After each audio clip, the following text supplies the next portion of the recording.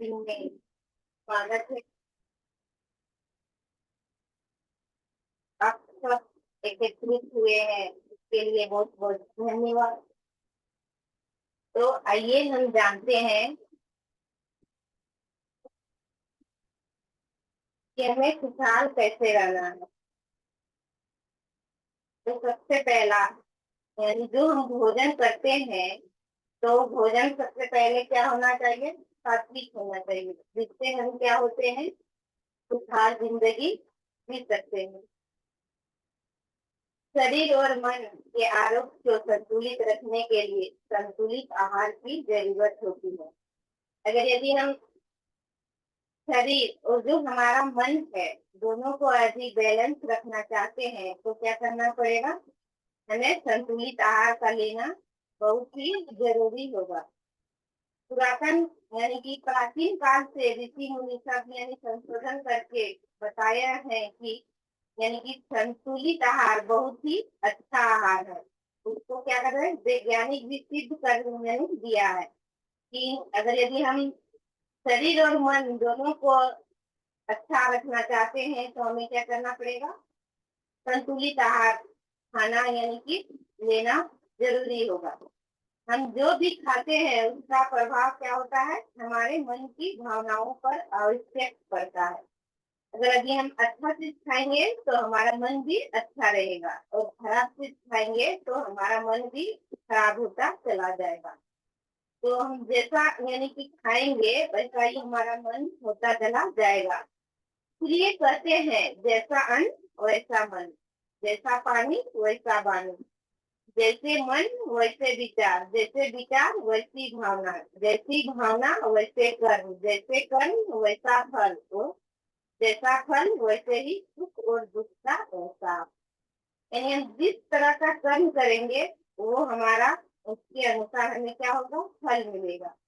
और ठीक उसी के और फल के अनुसार ही हमारा यानी शरीर क्या करेगा? सुख और दुख का एहसास करेगा। तो यानी बचपन में एक कहानी पढ़ी थी। एक राज्य में एक महान तपस्वी यानी कि ऋषि आए। बचपन से हम क्या करते हैं कि कुछ कोई ना कोई कहानी पढ़ते हैं, तो हमने भी पढ़ी थी कि एक तपस्वी ऋषि आए। राजा ने उनको बड़े आदर और सम्मान के साथ राजमहल में बुलाया और आग्रह पूर्वक राजमहल में क्या किया? 2 दिन रुकने के लिए उसको यानी 2 दिन रुकने के लिए कहा। उसके लिए क्या क्या 56 प्रकार का यानी कि भोजन बनवाया, और क्या क्या उसको सोने की थाली कटोरी और चम्मच में क्या क्या यानी कि उस ऋषि को यानी भोजन परोसा गया। भोजन खाते वक्त ऋषि के मन में संकल्प चला कि यह सोने की कटोरी और चम्मच में क्या करूंगा, यानी कि अपने झोली में रख लेता हूँ, ताकि ताकि बाद में इसका उपयोग यानी कि हम कर सकें। तो क्या हुआ, इस जगह उस ऋषि को क्या हो गया, यानी कि लालच आ गया कि यानी कि मैं ये सोने की कटोरी थाली को क्या करूंगा, अपने झोली में रख सकता हूँ, यानी रख लेगा और वो क्या करेगा, बाद में इसका उपयोग करेगा। इस संकल्प के तत्काल बाद ही वो महान तपस्वी ऋषि होश में आए। यानी कि वो तो यानी उस समय पे क्या क्या था, वो लालच में पड़ गया था, और जब उसको यानी कि होश में आया और सोचने लगे कि अरे मेरे मन में यह संकल्प कैसे आया, मैंने लोभ और मोह से क्या क्या छुटकारा पा लिया था, फिर ऐसा संकल्प कैसे चला, तो आज तो कुछ गलत हुआ है। यह सोचते हुआ ध्यान में चले गए और उनको आगे घटने वाली घटना का यानी कि एहसास हो गया। उसने राजा को कहा, आज का भोजन बहुत अच्छा था, मैं सभी रसोइयों से मिलना चाहता हूँ। ऋषि क्या बोलते हैं कि हमको आज का जो यानी कि भोजन था वो बहुत अच्छा लगा, और इसके बाद में क्या, जो भोजन बनाया है उस यानी कि उससे मैं मिलना चाहता हूँ। राजा ने तुरंत ही सबको बुलाया। सभी सामने आए, परंतु वह कहीं बाहर गया था। एक क्या हुआ था, सब कोई आ गया सामने, लेकिन एक क्या हुआ था, कहीं बाहर गया था। ऋषि ने राजा से कहा, राजमहल में आज राम को यानी कि 3 पहरेदारी और बढ़ाओ। सुबह खबर फैल गई, रात को वो सिपाहियों ने राजमहल में चोरी करते हुए उसी रसोइयों को पकड़ा था।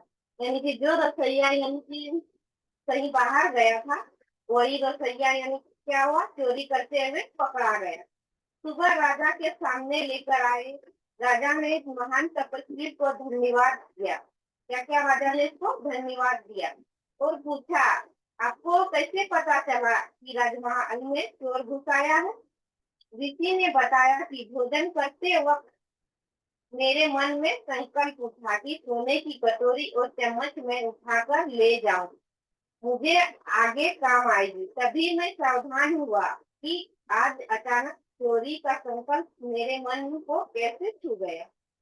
मैंने अपने तपोबल से देखा, एक व्यक्ति चोरी करने हेतु राजमहल में आया हुआ है, जो रसोइयों के बीच में भोजन बनाने के निमित्त भंडारे में क्या कर रहा है, घूम रहा है। जब मैंने सारे रसोइयों को बुलवाया तब वह क्या हुआ, नहीं आया। तो उसी समय मेरे मन में क्या हुआ, खोट हो गया। इसलिए मैंने तुम्हें पहरेदार बढ़ाने के लिए कहा था। आहार के 4 दोष। इस कथा से यह बात सामने आती है कि हम जिस संकल्प में रहकर भोजन बनाते हैं, उसका प्रभाव खाने के मन पर पड़ता है। इसलिए भोजन हमेशा प्रेम भाव से और शुद्ध अंतःकरण से बनाना चाहिए। भोजन कितना स्वादिष्ट है, इसके बजाय किस वातावरण और किस भाव से बनाते हैं, यह ज्यादा महत्वपूर्ण है। आज हम देखते हैं हमारे आसपास नकारात्मक वातावरण बढ़ता ही जा रहा है। उसके अनेक कारणों में से एक कारण है नकारात्मक मानसिकता से बनाए हुए भोजन को खाना। आहार के मानसिकता से बनाए हुए भोजन को खाना। आहार के 4 दोष जो हमारी मानसिक और शारीरिक सेहत को प्रभावित करते हैं। क्या करते हैं, हम जो भोजन करते हैं क्या होते हैं, यानी कि 4 दोष होते हैं जो क्या करते हैं, हमारी जो मानसिक स्थिति है और शारीरिक स्थिति है, दोनों सेहत को क्या करते हैं, प्रभावित करते हैं। तो आइए जानते हैं वो कौन सी बातें हैं। सबसे पहला जाति दोष। कुछ पदार्थ खाने से मन अति उत्तेजित होता है, जैसे जानवरों का मांस, लहसुन, प्याज, अंडे आदि। इन पदार्थों को बार बार सेवन करने से स्वभाव क्या होता है, चिड़चिड़ा होता है और मन की एकाग्रता क्या होती है, नष्ट हो जाती है। इसलिए आज भी व्रत के दिन में ये सेवन नहीं करते हैं। बहुत सारे यानी कि आदमी जो व्रत फास्टिंग वगैरह करते हैं तो क्या करते हैं, यानी कि ये सब का सेवन नहीं करते हैं। चतुर्थ मास में भी ये पदार्थ सेवन नहीं करते हैं। बड़े बड़े मंदिरों में भोग बनता है और त्योहारों में भी क्या होता है, घर में भी भोग बनता है, इसमें भी ये पदार्थ प्रयोग नहीं किए जाते हैं। तो ये क्या हो, जाति दोष, यानी कि एक प्रकार का जो भी कहा जाए वो इसमें आ जाते हैं। तो दूसरा है आश्रय दोष। आश्रय दोष क्या होता है, यानी कि ज्यादा तीखा, ज्यादा तला और यानी कि और ज्यादा नमकीन, बासी, खराब ये भोजन क्या होते हैं, यानी कि हमारा जो लीवर है उसको क्या करता है, यानी कि कमजोर कर देता है। कमजोर हो जाता है तो यानी कि कोई भी चीज हम खाते हैं तो क्या होता है, ठीक ढंग से पचता नहीं है। ठीक ढंग से पचता नहीं है तो क्या, यानी कि ये खाना न खाने और खाना नहीं खाए हैं, दोनों में क्या होता है, बराबर ही हो जाता है। अगर ये सब खाना हम खा भी लेते हैं तो हमारा मन क्या होता है, बिल्कुल ही यानी कि जैसे तैसे होने लगता है। हमारा मन एकाग्र नहीं हो पाता है, ना ही हमें ठीक लगता है। तो यानी कि ऐसा खाना हमें खाना ही नहीं है। इन सब का हमारे शरीर पर ही नहीं बल्कि मन पर भी विपरीत परिणाम होता है। अगर यदि हम ऐसा बासी भोजन या ज्यादा तीखा ज्यादा चबाइए तो भोजन खा कर लेते तो क्या होगा, एकदम चूर पचता तो नहीं है, पर क्या होता है जिससे हमारा मन भी और शरीर भी दोनों को क्या करता है, उसमें यानी कि विपरीत परिणाम निकलता है। निर्मित दोष। क्या हुई निर्मित दोष, क्या हुआ, अगर यदि हम भोजन तो बना लिए हैं लेकिन इसको क्या करते हैं, बहुत सारे लोगों का आदत क्या होता है, भोजन बना लिए हैं और क्या कर दिए हैं, यानी कि खुले, यानी खुले में छोड़ दिए हैं, उसको ढककर नहीं रखते हैं। ढककर नहीं रखते हैं, यानी कि उसको यानी कि खुला ही छोड़ देते हैं, तो क्या होता है, उसमें मक्खी और धूल गिर जाता है, यानी कि मक्खी बैठती है, उसके बाद उड़ के वो चले जाती है, लेकिन वो जो अपना जो करना होता है वो करके चले जाती है। और जो धूल कण होता है वो हमारी आंखों से नहीं दिखता है, क्योंकि नहीं दिखता है, क्योंकि अगर यदि हम उसकी उसकी जगह अगर हम सूक्ष्मदर्शी का प्रयोग करते हैं तो उसमें हमें दिखता है, पर अगर हमारा जो आंख है उससे हमें पता नहीं चलता है। तो क्या करते हैं, हम वो भोजन कर लेते हैं, और उसके बाद क्या होता है, यानी कि जानवरों का मुंह लगाया हुआ, यानी कि मनुष्यों का जूठा भोजन भी खाना नहीं चाहिए।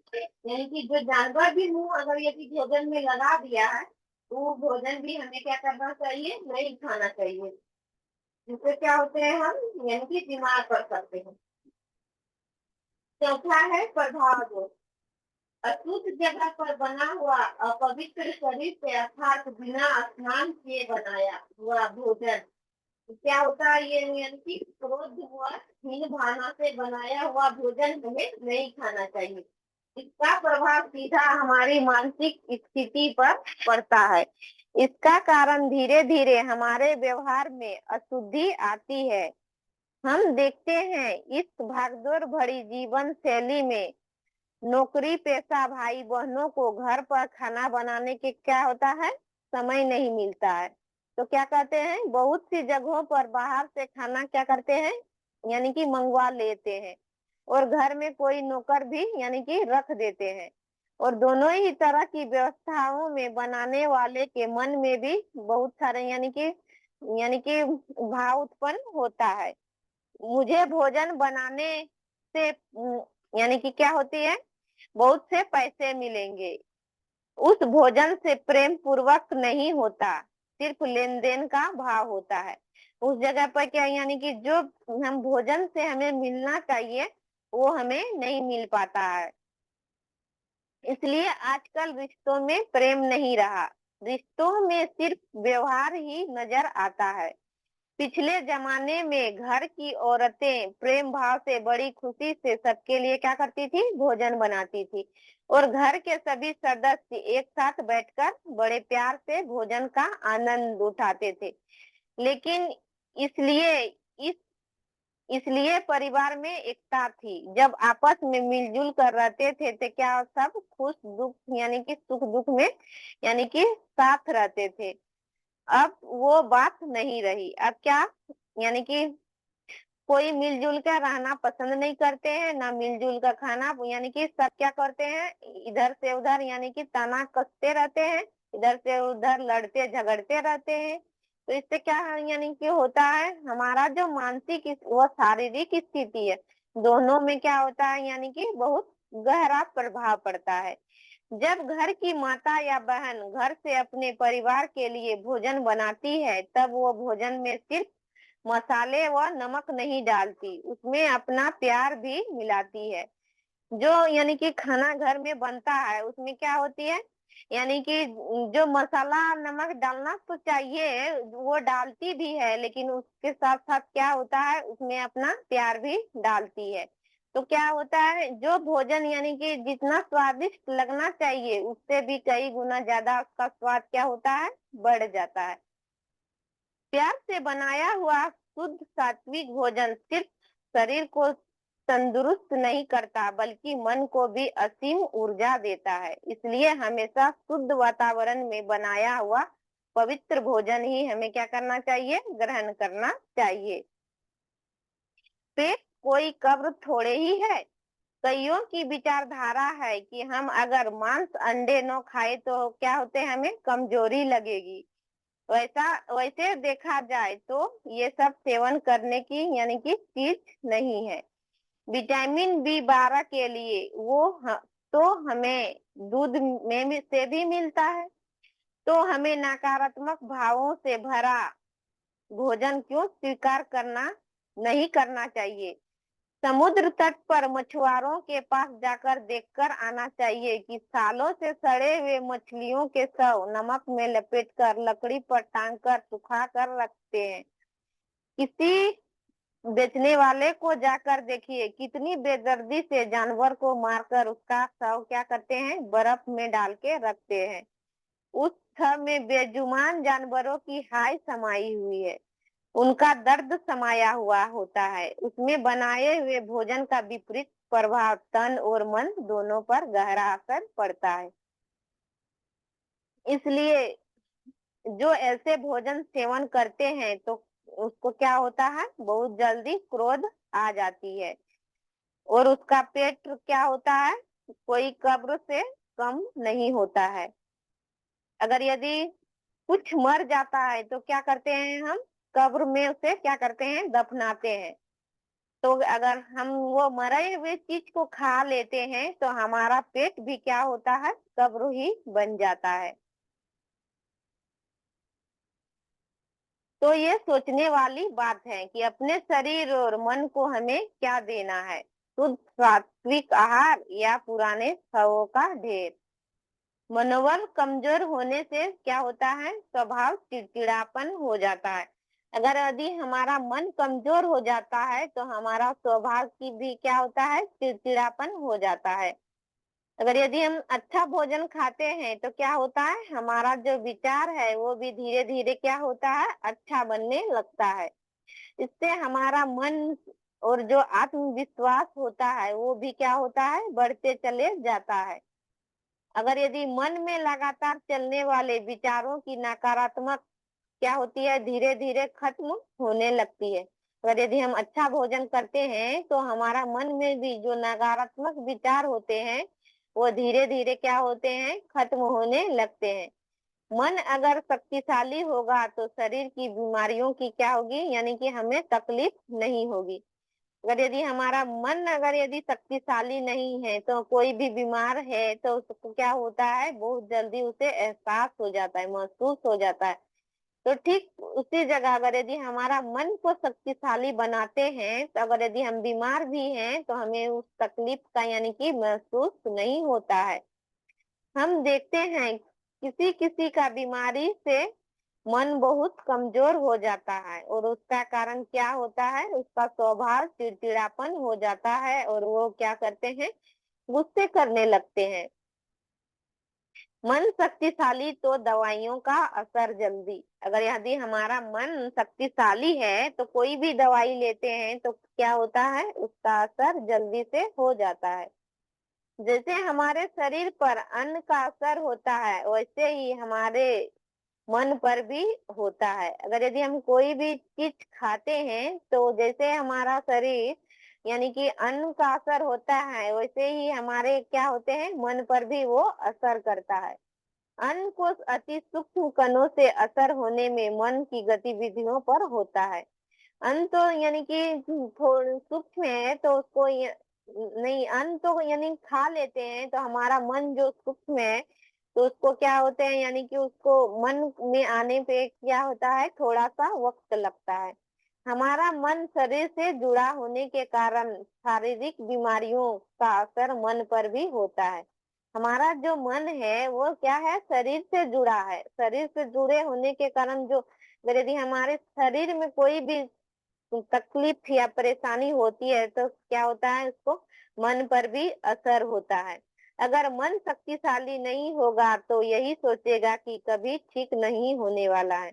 अगर यदि हमारा मन ही को ही हार यानी कि हार मान लेते हैं कि हमारा जो बीमारी है ये ठीक होने वालों में से नहीं है तो वो क्या होता है, अगर यदि और उसके जगह पर अगर यदि हम दवाई भी लेते हैं तो वो क्या होता है, वो दवाई भी हमें क्या करता है, कम असर दिखाने लगता है। और ठीक उसी जगह अगर यदि हम ये सोचने लगते हैं कि यानी अपना मन को शक्तिशाली बना लेते हैं कि यानी कि हमारा जो शरीर में या कोई यानी कि कोई तकलीफ है या कोई बीमारी है तो उसको यानी कि यानी धीरे धीरे हमारा जो शरीर है वो ठीक हो रहा है और उस जगह पर अगर यदि हम दवाई भी लेते हैं तो यानी कि उसका असर क्या होता है, जल्दी हमें देखने को मिलता है। भोजन पेट के लिए ना खाए और न ही जिह्वा के लिए, यानी कि हम जो भोजन करते हैं तो वो यानी कि भोजन पेट के लिए भी नहीं खाना है और यानी कि और न कि जीभ के लिए खाना है। कहते हैं जीवन में सफल बनाने के लिए क्या होता है, आत्मविश्वास का होना जरूरी होता है। आत्मविश्वास क्या है, हमारे ही तो मन की शक्तिशाली स्थिति है। ये जो आत्मविश्वास है ये हमारी मन की शक्तिशाली स्थिति है। ये एक शक्तिशाली मन ही हमारी सूक्ष्म कर्म इंद्रियों को कंट्रोल कर देता है। कोई कोई बुजुर्ग बहुत ही समझदार होते हैं जो अपनी अपनी इंद्रियों को क्या करते हैं, काबू में रख पाते हैं। उन्होंने अपने मन को पहले से ही काबू में रखा होगा, जो जिह्वा पर नियंत्रण कर सकता है। अगर यदि जो यानी कि अपने मन को काबू में कर लिया, वो अपने जीभ को भी यानी कि काबू में कर सकता है। भोजन हमेशा पेट के लिए खाना चाहिए, जिह्वा के लिए नहीं। और यदि हम जो हमारा जो भोजन हम करते हैं वो भोजन हमारे पेट के लिए सही होना चाहिए, ना कि जिह्वा के लिए। अगर यदि कोई तो भोजन करते हैं पर वो क्या बोलते हैं कि ये भोजन तो ठीक नहीं है, क्यों क्यों ठीक नहीं है, कि ये जीभ में यानी कि स्वाद नहीं आया। बहुत सारे व्यक्ति यही कहते हैं। अगर ये हम केवल स्वाद के लिए ही भोजन खाने लगे तो इसका विपरीत प्रभाव हमारे तन और मन पर पड़ेगा। अगर यदि हम स्वाद के लिए भोजन करते हैं तो इसका विपरीत प्रभाव क्या, हमारे जो तन है, शरीर है और मन है, दोनों पर जरूर पड़ेगा। इसलिए अच्छा भोजन यानी कि हमें करने की आदत डाल लेनी चाहिए, और हमारा जो शरीर है और मन है दोनों को क्या कर सकते हैं, हम निरोग रख सकते हैं। और क्या होता है, जरूरत से ज्यादा हर चीज क्या होता है, जहर होता है। किसी ने चाणक्य से पूछा जहर क्या है, जहर ने जवाब दिया, हर वो चीज जो जिंदगी में आवश्यकता से अधिक होती है वो क्या होता है, जहर होता है। फिर चाहे धन हो, ताकत हो, लालच हो, अभिमान हो, प्रेम हो या महत्वाकांक्षा हो। पानी की तरह बनो जो अपना रास्ता स्वयं बनाता है, पत्थर की तरह नहीं जो दूसरी का रास्ता को रोक लेता है। यानी कि पत्थर क्या करता है, दूसरों की रास्ता को रोक लेता है। बाधाएं तब दिखती हैं जब हमारी नजरें लक्ष्य से हट जाती है। हमें बाधाएं कब दिखती है, जब हमारी नजरें लक्ष्य से हट जाती है। उत्साह में बहुत शक्ति होती है, जब हम खुश रहते हैं तो उसमें क्या होता है, बहुत शक्ति होती है। इस दुनिया में ऐसा कुछ भी नहीं जिसे हम यानी कि उत्साहित व्यक्ति हासिल न कर सके। इस दुनिया में ऐसा कुछ भी नहीं है जो हम खुश रहकर नहीं कर सकते हैं। अगर यदि हम खुश हैं तो ये दुनिया में जितना भी चीज है वो उसको हम क्या कर सकते हैं, हासिल कर सकते हैं। कहावत है, पेड़ की शाखा पर बैठा पक्षी कभी भी डाल हिलने से नहीं घबराता, क्योंकि पक्षी डाली पर नहीं अपने पंखों पर विश्वास रखता है। क्योंकि वो ऐसे इसलिए नहीं घबराता है क्योंकि वो डाली पर यानी कि विश्वास नहीं रखता है, वो क्या करते हैं, अपने पंखों पर विश्वास करता है। स्वयं पर विश्वास रखो, जब हम खुद को बेहतर बनाने का प्रयास करते हैं तो सब कुछ बेहतर होने लगता है। अर्थात अपने से सत्यता और हिम्मत से बंद दरवाजे भी हमारे लिए क्या होती है, खुल जाती है। अगर यदि हम सत्य हैं तो हमारे लिए यानी सत्य है, और जो हमारा हिम्मत है तो वो क्या करते हैं, हम जो बंद दरवाजा है उसको भी हम क्या कर खोल सकते हैं। किसी में गुण पाए जाने का कोई यानी कि संयोग नहीं, यह तो शुभ भावना, शुभकामना, अच्छी नियत, रहमदिली, लगन और बुद्धिमानी का नतीजा है। इंसान तब समझदार नहीं होता जब वह बड़ी बड़ी बातें करने लगी, बल्कि समझदार तब होता है जब वह छोटी छोटी बातें समझने लगे। महान लोग हमें अनुभूति कराते हैं, आप भी वास्तव में महान बन सकते हो। मनुष्य की सबसे बड़ी संपत्ति बुद्धिमानी है, सबसे बड़ा ताकतवर शस्त्र धैर्य है, सबसे उत्तम सुरक्षा विश्वास है, और सबसे प्रभावी है हंसी। मनुष्य की सबसे बड़ी संपत्ति बुद्धिमानी है, सबसे ताकतवर शस्त्र धैर्य है, और सबसे उत्तम सुरक्षा विश्वास है, और सबसे प्रभावी है हंसी। सबसे यानी सबको प्रभाव करने वाला क्या है, हंसी। कर्म और भाग्य में अंतर। लोग कहते हैं भगवान सबका भाग्य लिखते हैं, परंतु यदि ऐसा होता तो परमात्मा सबका भाग्य बहुत ही अच्छा से लिखते और दुनिया में किसी को भी दुख नहीं देते। किसी ने ठीक ही कहा है, किसी को कर्म रूपी एक ऐसी कलम दी है जिसके द्वारा हम अपना भाग्य जैसा चाहे वैसा लिख सकते हैं। मनुष्य स्वयं ही अच्छे से बुरे कर्म करने का अपना भाग्य का निर्माण करता है, वह किसी का भी दोषी नहीं ठहरा सकते हैं। यही कर्म और भाग्य का वास्तविक स्वरूप है। कहावत है, सच कहने के लिए शपथ की जरूरत नहीं होती, नदियों को बहने के लिए पथ की जरूरत नहीं होती। जो बढ़ते हैं जमाने में अपने मजबूत इरादों पर, उन्हें मंजिल पाने के लिए किसी रथ की जरूरत नहीं होती। इन पुराने दरवाजों पर दस्तक देना बंद कर दो जो हमारे लिए कभी खुल ही नहीं पाए। अपने रास्ते अपने आप बनाओ, दरवाजे भी अपने लगाओ। अपनी मर्जी से जब चाहो वहां से गुजर जाओ। अगर यदि अपना रास्ता खुद बनाते हैं, उस दरवाजे को खुद ही लगाते हैं, तो उस रास्ते पर हम जब भी गुजरना चाहें तब हम गुजर सकते हैं। समय को बदलने के लिए पहले चल रहे समय को स्वीकार करना जरूरी है। समय से मात्र शिकायतें करने वाले समय के शिकार बनते हैं, उसके परिवर्तक नहीं। Okay, thank you.